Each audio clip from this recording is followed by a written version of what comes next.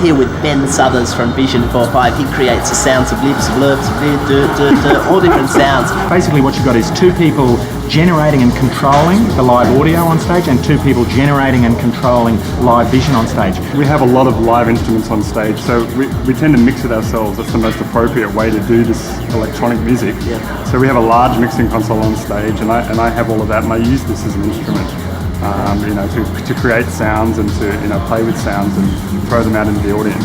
And now in a Vision 45 set, like live, you've got at one hand the really underground tracks that no one understands. At this end, you've got hands in the air, yeah, everyone's going mad. Where do you guys sit? Do you sit in the middle? Do you sit more on the hands in the air? Do you sit like fully underground? Well, when it comes to... Where in the scale are we for Vision 45 live? You've got a fluctuating meter. In a set, you've got to build pretty much like a DJ. You've got to build an experience. You sort of introduce it, either you go in with big flashing lights or you sort of go some kind of spooky and break away from whatever else is happening in the night. In years past, everyone would be playing really fast, so you'd play something really slow to start with, absurdly slow, and then people would go, oh, something's happening.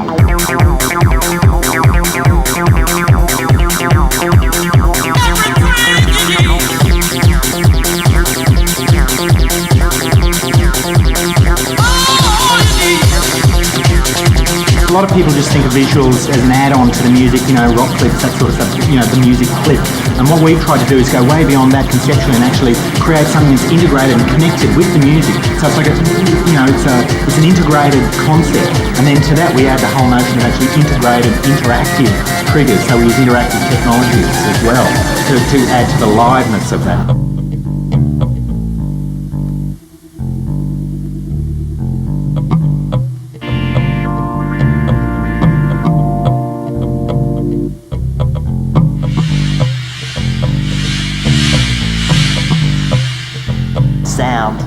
Sound and music. Sound and music. Music. Noise. Beep, beep, beep.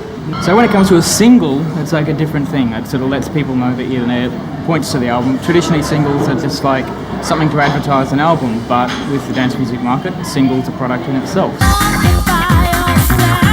Remember that? Lyrics. Sometimes you actually use lyrics.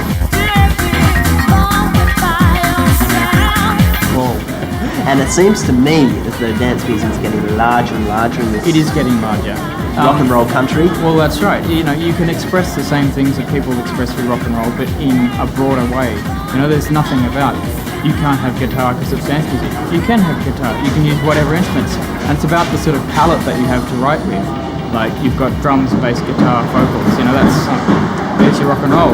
Here we've got any sound. We've got a huge palette to write with. A man in the dance music industry, you work with Pee Wee, you work with Vision 45, you've got your finger on the pulse, events we should be looking out for over the next year or so. Oh, over the next year? Yeah, over the next year. We're leaving the scope pretty open. I don't, all I know are rumours at this point, okay?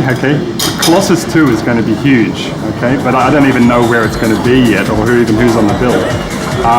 But I think the really big event to look out for, and I'm not even sure what it's called, will be in January at the showgrounds here, and the internationals that have been booked for it are the likes of the Prodigy and the Chemical Brothers and Primal Scream. So it's going to be a big sort of rock dance crossover thing, and I think that's going to be absolutely huge. Gracious me, was I raving?